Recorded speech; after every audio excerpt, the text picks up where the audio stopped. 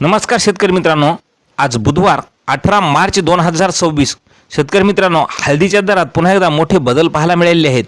मग संपूर्ण महाराष्ट्रात काय मिळत आहे बाजारभाव पहा लगेच. पण अजूनही चॅनलला सबस्क्राईब केलं नसेल तर सबस्क्राईब करा, कारण असे दररोजचे बाजारभावाचे व्हिडिओ आपल्याला पाहायला मिळतील. पहिली बाजार समिती आहे हिंगोली. हळदीला आवक आलेली आहे 1500 क्विंटलची. कमीत कमी दर मिळालेला आहे 11,900 रुपये.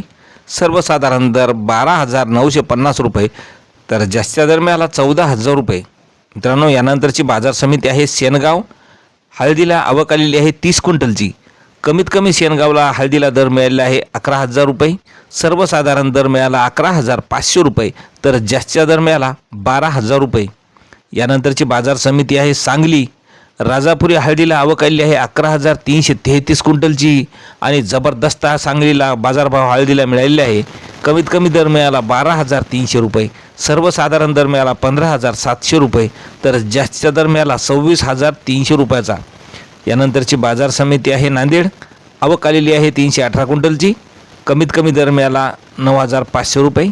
सर्वसाधारण दर मिळाला 13,200 रुपये, तर जास्तीचा दर मिळाला 14,625 रुपये. यानंतरची बाजार समिती आहे हिंगोली. आवक आलेली आहे 1,800 क्विंटलची. कमीत कमी दर मिळाला 12,100 रुपये. सर्वसाधारण दर मिळाला 13,200 रुपये, तर जास्तीचा दर मिळाला 14,300 रुपये. मित्रांनो, यानंतरची बाजार समिती आहे लोहा नांदेड. लोहा या ठिकाणी राजापुरी हळदीला आवक आलेली आहे 12 क्विंटलची. कमीत कमी दर मिळाला 9,000 रुपये. सर्वसाधारण दर मिळाला 11,800 रुपये, तर जास्तीचा दर मिळाला 13,100 रुपये. यानंतरची बाजार समिती मुंबई. हळदीला आवक आलेली आहे 170 क्विंटलची.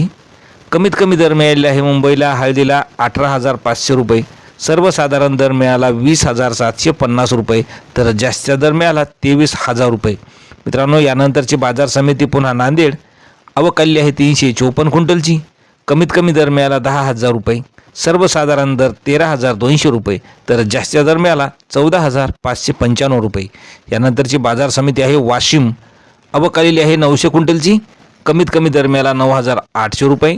सर्वसाधारण दर मिळाला 12,800 रुपये, तर जास्तीचा दर मिळाला 13,500 रुपयाचा.